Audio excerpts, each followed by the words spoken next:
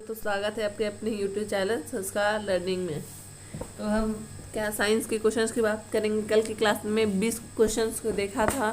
अब आप लोग देखे तो बताइएगा क्वेश्चन कैसा था, समझ में आया या नहीं। कोई भी दिक्कत हो तो पूछ सकते हैं दोबारा से। तो चलिए शुरू करते हैं।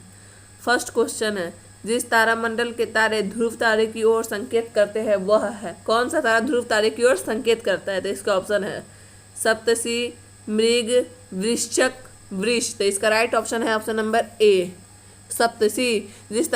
कौन सा तारामंडल ध्रुव तारे की ओर संकेत करता है? तो सप्तर्षि। जिस तारामंडल के तारे ध्रुव तारे की ओर संकेत करते हैं उसे क्या कहते हैं? सप्तर्षि। सप्तर्षि है जो ध्रुव तारे की ओर संकेत करता है। और ये कहाँ है? उत्तरी गोलार्ध में।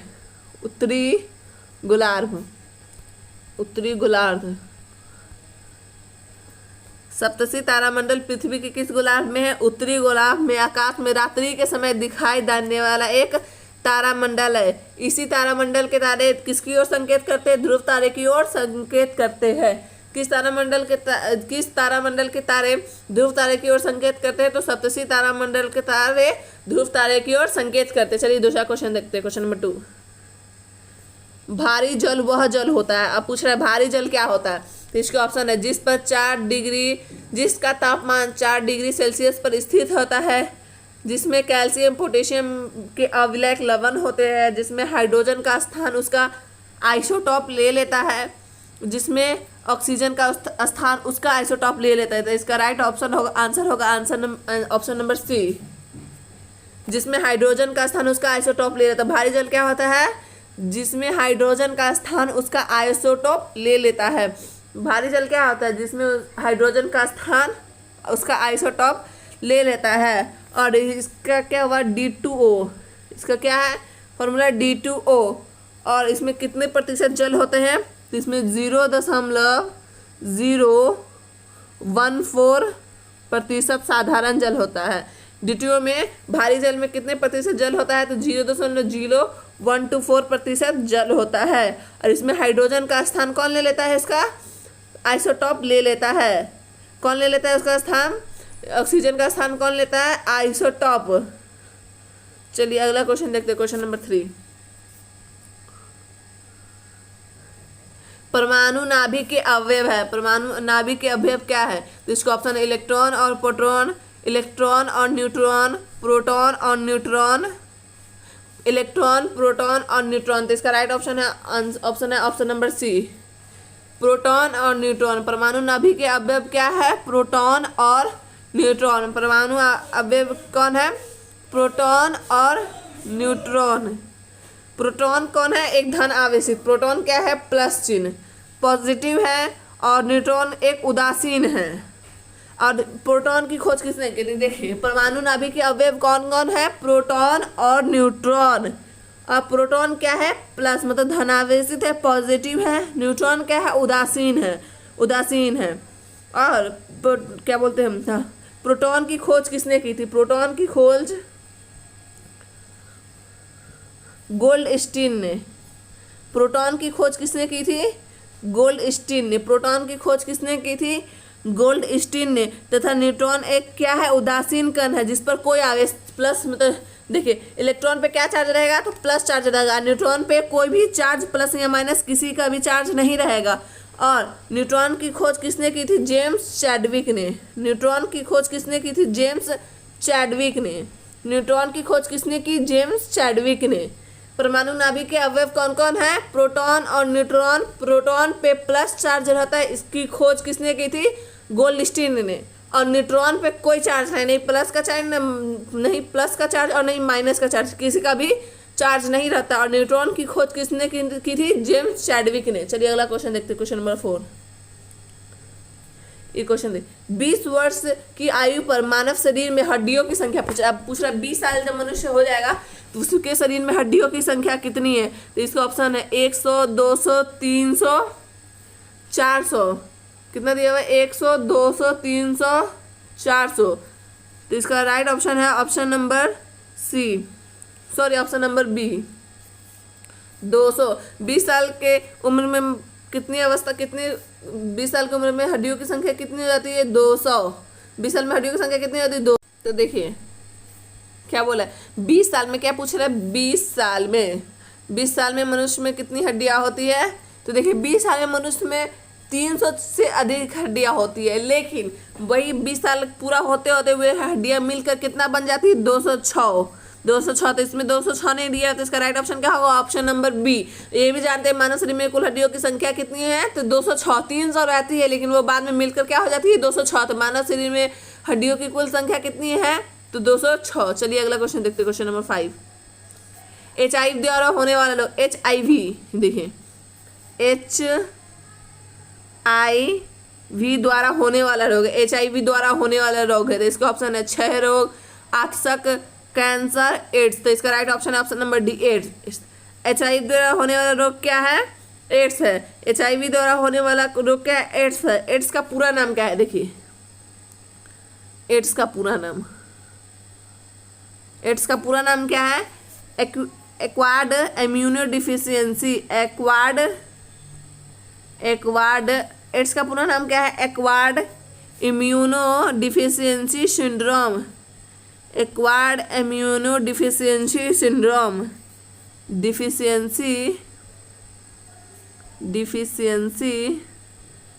Acquired immunodeficiency syndrome.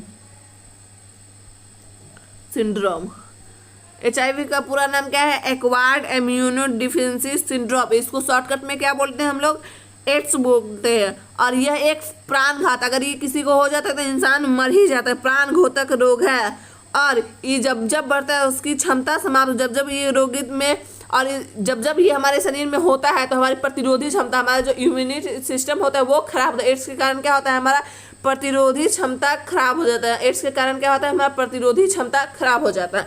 और ये इसको ज़्यादातर बोला जाता है क्या, ये जनरेशन दर्द होता है, मतलब अगर किसी को जनरेशन में रहा तभी होता है, लेकिन ऐसा कोई ज़रूरी नहीं है।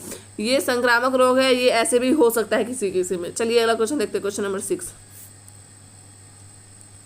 100 वाट का बिजली का बल्ब यदि 10 घंटे जले तो बिजली का खर्च होगा। अब खर्च पूछ रहा है तो खर्च निकालने का फॉर्मूला होता है, देखिए खर्च निकालने का फॉर्मूला यहाँ से पता चल जाएगा। खर्च कैसे, किसी का भी खर्च पूछेगा तो क्या करेंगे, वाट गुने घंटा, वाट गुने घंटा गुने 1000।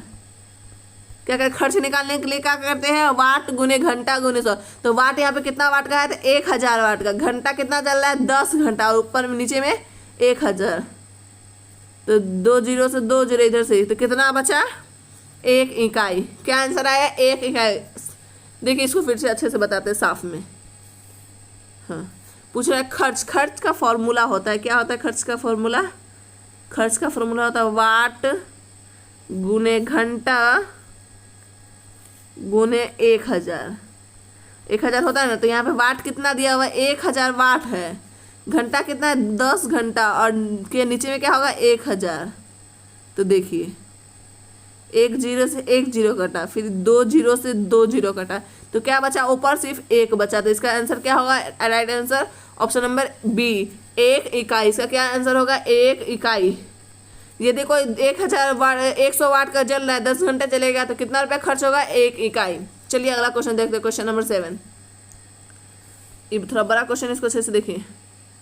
हाँ, यदि किसी ऐनक का लेंस +2 डायोप्टर है, अब क्या पूछ रहा है, ऐनक का लेंस +2 डायोप्टर है तो उसकी फोकस दूरी कितनी होगी। ऐनक के लेंस +2 डायोप्टर है तो उसकी फोकस दूरी क्या होगी। तो इसका ऑप्शन है 200 सेंटीमीटर, 100 सेंटीमीटर, 50 सेंटीमीटर, 2 सेंटीमीटर। क्या बोला, यदि किसी ऐनक के लेंस का पावर +2 डायोप्टर है तो उसकी फोकस दूरी कितनी होगी। तो इसका ऑप्शन है 200 सेंटीमीटर, 100 सेंटीमीटर, 50 सेंटीमीटर और 2 सेंटीमीटर। तो इसका राइट ऑप्शन है ऑप्शन नंबर सी, 50 सेंटीमीटर। क्या होगा इसका right answer, option number C, 50 + 2 है तो इसका डायोप्टर कितना होगा, फोकस दूरी F = R/2 होता है, तो क्या होगा R/2 का 50 सेंटीमीटर इसका राइट ऑप्शन होगा। चलिए अगला क्वेश्चन देखते हैं, क्वेश्चन नंबर 8। निम्नलिखित में से कौन एक कंप्यूटर की भाषा नहीं है, निम्नलिखित में से कौन एक कंप्यूटर की भाषा नहीं है। तो इसका ऑप्शन है, देखिए बेसिक, सी, फास्ट, फॉर्ट्रेन। तो अब हम जानते हैं, पहले जानते हैं कंप्यूटर की भाषा क्या क्या होता है। तो देखिए कंप्यूटर की भाषा क्या क्या है। तो कंप्यूटर की भाषा है, एक बेसिक है, बेसिक है, उसके बाद सी है, उसके बाद फोर्ट्रेन है। तब क्या पूछ रहा है इसमें? फोर्ट्रेन। इसमें क्वेश्चन क्या पूछ रहा है? निम्नलिखित में इसमें कौन एक कंप्यूटर की भाषा नहीं है? तो बेसिक भी है, सी भी है, फोर्ट्रेन क्या नहीं है? तो फास्ट नहीं है। निम्नलिखित में कौन कंप्यूटर की भाषा नहीं है? तो फास्ट नहीं है। तो इसका राइट ऑप्शन आंसर क्या होगा? Option number C, fast. Computer की भाषा क्या नहीं है? फास्ट। और कौन कौन सी भाषा है? बेसिक है, सी है, फोर्ट्रेन है। चलिए अगला क्वेश्चन देखते हैं, क्वेश्चन नंबर 9। पानी का घनत्व अधिकतम होता है, पानी का घनत्व अधिकतम कब होता है? तो देखिए इसका ऑप्शन है 100 डिग्री सेल्सियस पर, 4 डिग्री सेल्सियस पर, 0 डिग्री सेल्सियस पर, -4 डिग्री सेल्सियस पे। तो इसका राइट ऑप्शन है option number B, 4 degree Celsius पे। पानी का घनत्व अधिक कब होता है? 4 डिग्री सेल्सियस पर। पानी का घनत्व अधिक कब होता है? 4 डिग्री सेल्सियस पे। और कितने डिग्री सेल्सियस पे पानी उबलने लगता है? तो 100 डिग्री सेल्सियस पे पानी उबलने लगता है। और कब जम जाता है? तो 0 डिग्री सेल्सियस पे पानी जम जाता है। ये जम जाएगा, इस इतने पे होगा तो, और इतने पे होगा तो क्या होगा? उबलने लगेगा, बॉयल करने लगेगा। आइस कब बनता है? आइस कब बनता है? कोई भी हम लोग जो बर्फ बनाते हैं फ्रिज में, तो वो कब बनेगा? कितने डिग्री सेल्सियस पे? 0 डिग्री सेल्सियस पे आइस बनता है। और कोई भी पानी गर्म करने के लिए करते हैं, उबलता कब है? तो 100 डिग्री सेल्सियस पे वो उबलने लगता है। और ये पूछना पानी का घनत्व अधिकतम होता है 4 डिग्री सेल्सियस पे। चलिए अगला क्वेश्चन देखते हैं, क्वेश्चन नंबर 10। भूपर पट्टी में सर्वाधिक पाए जाने, अब भूपर पट्टी किसे कहते हैं? पृथ्वी की ऊपरी सतह को भूपर पट्टी कहते हैं। पृथ्वी की ऊपरी सतह को, ऊपरी सतह को भूपर पट्टी कहते हैं। पृथ्वी की ऊपरी सतह को क्या कहते हैं? भूपर पट्टी कहते हैं। तो क्या पूछ रहा है? भूपर पट्टी में सर्वाधिक पाए जाने वाला, मतलब पृथ्वी की ऊपरी सतह में पाए जाने वाला सर्वाधिक तत्व क्या है? तो इसका ऑप्शन है ऑक्सीजन, नाइट्रोजन, मैग्नीज, सिलिकॉन। तो इसका राइट ऑप्शन है ऑप्शन नंबर ए, ऑक्सीजन। इसका राइट आंसर क्या है? Option number A, oxygen. पृथ्वी की सबसे ऊपरी सतह में पाया जाने वाला तत्व सबसे ज़्यादा क्या मिलता है? ऑक्सीजन। और ऑक्सीजन कितना प्रतिशत मिलता है? 46.46%। कितना मिलता है? 46.46%। भूपर पट्टी में सर्वाधिक पाए जाने वाले तत्व क्या है? तो ऑक्सीजन। और कितना प्रतिशत? 46.46%। चलिए अगला क्वेश्चन देखते हैं, question number 11। Plaster of Paris का सूत्र, प्लास्टर ऑफ पेरिस का सूत्र पूछ रहा है। तो इसका ऑप्शन है CaSO4, CaSO4, 3H2O, CaSO4, H2O, उसके बाद CaSO4, 1/2 हाफ H2O। तो इसका राइट ऑप्शन है option number D, CaSO4 half H2O, 1/2 H2O। तो प्लास्टर ऑफ पेरिस का सूत्र क्या हो गया? CaSO4, उसके बाद half H2O। Plaster of Paris का सूत्र क्या हो गया? CaSO4, 1/2 half H2O। और इसको कैसे बनाया जाता है? चलिए देखते हैं प्लास्टर ऑफ पेरिस को कैसे बनाया जाता है। इसमें देखते हैं, एक सेकंड, प्लास्टर ऑफ पेरिस कैसे बनता है। हाँ, तो देखिए, जिप्सम सल्फेट CaSO4 × 2H2O को कितना डिग्री पे सेल्सियस पे गर्म किया जाता है? तो 125 डिग्री सेल्सियस पर। कितना पे हीट किया जाता है? 125 डिग्री सेल्सियस पे हीट किया जाता है। 125 डिग्री सेल्सियस पे हीट किया जाता है। उसके बाद हमें क्या मिलता है? किसको हीट किया जाता है? कैल्शियम। इसका किसका फॉर्मूला है? तो कैल्शियम सल्फेट का। किसका फॉर्मूला है? कैल्शियम सल्फेट का। एक मिनट,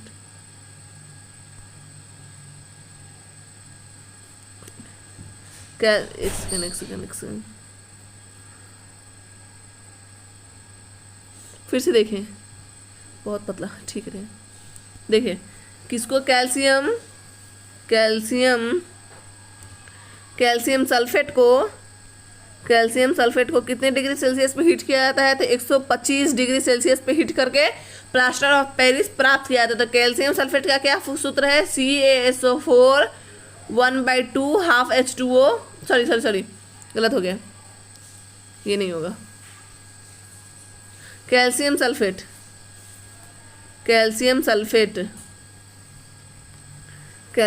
को 125 डिग्री सेल्सियस पे गर्म किया जाता है, 125 डिग्री सेल्सियस। और कैल्शियम सल्फेट का फॉर्मूला क्या होता है? CaSO4 × 2H2O होता है। क्या होता है? 2H2O। और इसको कितने डिग्री सेल्सियस पे गर्म किया जाता है? 125 डिग्री सेल्सियस पे गर्म किया जाता है। तब हमें क्या प्राप्त है? CaSO4, 1/2 हाफ H2O, तब हमें क्या प्राप्त होता है? प्लास्टर ऑफ पेरिस क्या प्राप्त होता है? Plaster of Paris. इसका राइट ऑप्शन क्या है? प्लास्टर ऑफ पेरिस का सूत्र CaSO4 × 1/2 हाफ H2O। और प्लास्टर ऑफ पेरिस कैसे बनाया जाता है? कैल्शियम सल्फेट को 125 डिग्री सेल्सियस पे गर्म करने पे हमें प्लास्टर ऑफ पेरिस प्राप्त होता है। और इसका उपयोग देख लेते हैं, प्लास्टर ऑफ पेरिस का। प्लास्टर ऑफ पेरिस का उपयोग देखें, उपयोग प्लास्टर ऑफ पेरिस का उपयोग, इसका क्या यूज़ है? तो हड्डियों में होता है इसका उपयोग, हड्डियों में, मूर्ति में, खिलौना में, खिलौना सांचा ढालने में, सांचा ढालने के निर्माण में इसका उपयोग है। प्लास्टर ऑफ पेरिस का क्या उपयोग है? हड्डियों, मूर्तियों, खिलौना, सांचा ढालने में इसका उपयोग किया है। तो चलिए अगला क्वेश्चन देखते हैं, क्वेश्चन नंबर 12। निम्नलिखित में कौन सा अम्ल सिरके में उपस्थित है? सिरका में कल ही क्वेश्चन बताए थे अम्ल के बारे में। नींबू में कौन सा अम्ल पाया जाता है? अमाशय में कौन सा अम्ल पाया जाता है? सारा बताए थे। तो चलिए देखते हैं, निम्नलिखित में से कौन सा अम्ल सिरके में उपस्थित है? इसका ऑप्शन है हाइड्रोक्लोरिक अम्ल, साइट्रिक अम्ल, ऑक्जेलिक अम्ल, एसिटिक अम्ल। तो इसका राइट ऑप्शन है, आंसर है ऑप्शन नंबर डी, एसिटिक अम्ल। सिरका में कौन सा अम्ल पाया जाता है? तो एसिटिक अम्ल। और यह कितना प्रतिशत रहता है? 6 से 8% है, जिसके कारण यह खट्टा होता है। सिरका किस लिए रहता है? तो अचार के रक्षा में। अचार जो बनाते तो उसको खराब नहीं हो, तो इसीलिए हम लोग सिरका डालते हैं। सिरका का उपयोग करते हैं अचार बनाने के रक्षक में, अचार बनाने में रक्षक। कभी भी हम लोग अचार बनाते हैं उसमें क्या रखते हैं? सिरका। खट्टा होता है और वो अचार को जल्दी खराब नहीं होने देता है। चलिए अगला क्वेश्चन देखते हैं, क्वेश्चन नंबर 30। ध्वनि का वायु में वेग है। अब ध्वनि का वायु में वेग क्या है? तो इसका ऑप्शन 10 किलोमीटर प्रति सेकेंड, 10 मील प्रति मिनट, 330 मीटर प्रति सेकेंड, उसके बाद 3 × 10⁻10 मीटर प्रति सेकेंड। तो इसका राइट ऑप्शन है, आंसर है ऑप्शन नंबर सी, 330 मीटर प्रति सेकेंड। ध्वनि का वायु में वेग कितना है? ध्वनि का वायु में वेग कितना है? 330 मीटर प्रति सेकेंड। ध्वनि का वायु में वेग कितना है? 330 मीटर प्रति सेकेंड। कितना है? 330। और जल में कितना है? जल में वेग देखते हैं। ध्वनि का वायु में वेग पता चल गया था 330 मीटर प्रति सेकेंड। अब देखिए जल में ध्वनि का वेग, अब जल में कितना होगा? था 1493 मीटर सेकेंड। ध्वनि का वायु में वेग कितना है? ध्वनि का वायु में वेग कितना है? तो 330 मीटर प्रति सेकेंड। और जल में कितना है? 1493 मीटर प्रति सेकेंड। और लोहे में ध्वनि का वेग, अब लोहे का पूछ रहा है तो लोहे में कितना है? 5130 मीटर पर सेकेंड। लोहे में कितना है? 5130 मीटर पर सेकेंड। चलिए, और ठोस में ध्वनि का वेग सबसे अधिक होता है। और उसके बाद सबसे ज़्यादा ध्वनि का वेग किसमें होता है? ठोस में, सबसे ज़्यादा ठोस में। उसके बाद द्रव या गैस में। उसके बाद किसमें होता है? द्रव या गैस में। चलिए अगला क्वेश्चन देखते हैं, क्वेश्चन नंबर 40। सूर्य के प्रकाश को पृथ्वी की सतह में पहुँचे। अब सूर्य के प्रकाश को पृथ्वी की सतह में पहुँचने में कितना समय लगता है? सूर्य के प्रकाश को पृथ्वी तक पहुँचने में, सूर्य के प्रकाश को पृथ्वी तक पहुँचने में, पृथ्वी पर पहुंचने में लगने वाला समय है। इसका ऑप्शन है 4.2 सेकेंड, 4.8 सेकेंड, 8.5 सेकेंड, 3.6 सेकेंड। तो इसका राइट ऑप्शन है ऑप्शन नंबर सी, कितना है? 8.5 सेकेंड। इसका आंसर क्या है? 8.5 सेकेंड। सूर्य के प्रकाश को पृथ्वी तक पहुंचने में कितना समय लगता है? तो 8.5 मिनट का समय लगता है। चलिए अगला क्वेश्चन देखते हैं, क्वेश्चन नंबर 50।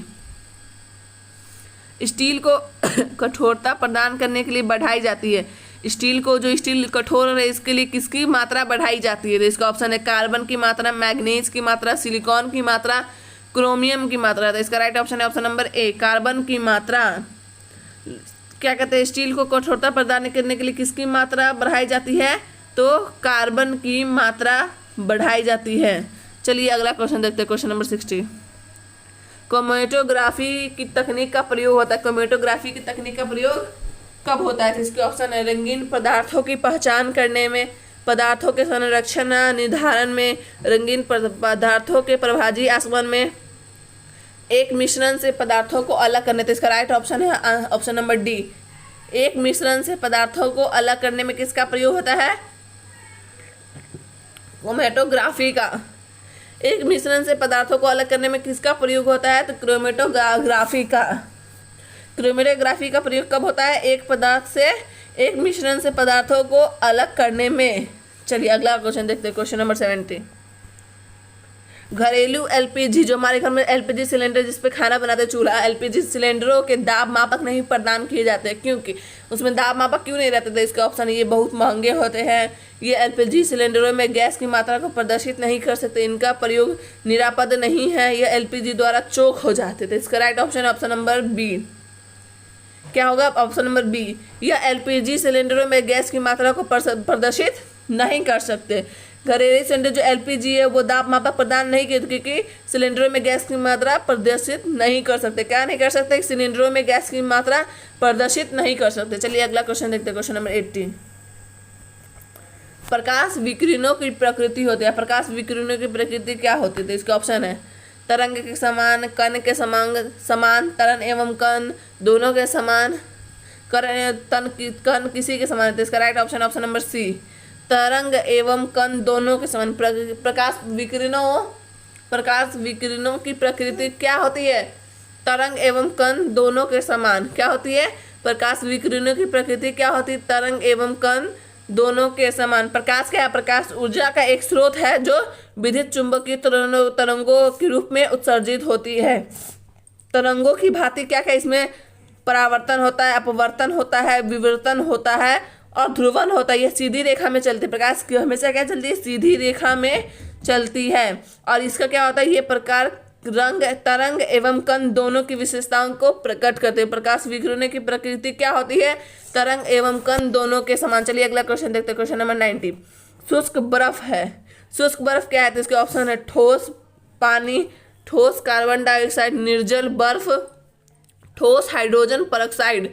तो इसका right option option number B, ठोस कार्बन डाइऑक्साइड। शुष्क बर्फ क्या है? ठोस कार्बन डाइऑक्साइड। शुष्क बर्फ क्या है? ठोस कार्बन डाइऑक्साइड। यह आमतौर पर अस्थायी परिस्थितिक के लिए उपयोग किया जाता है। किसके लिए? अस्थायी। इसका शुष्क बर्फ का प्रयोग किया जाता है अस्थायी परिस्थितिक के लिए इसका प्रयोग किया जाता है। चलिए आज का लास्ट क्वेश्चन है, क्वेश्चन नंबर 20।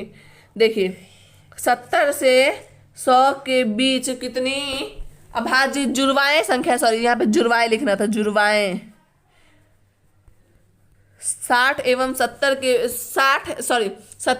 100 के बीच कितनी जुड़वाएं संख्या है? अभाज्य जुड़वाएं संख्या है। 70 एवं 100 के बीच कितनी अभाज्य जुड़वाएं संख्या है? तो इसका ऑप्शन है 1, 0, 2, 1। तो देखिए अब हम देखते हैं 70 से देख रहे हैं। तो देखिए 70 से क्या होगा?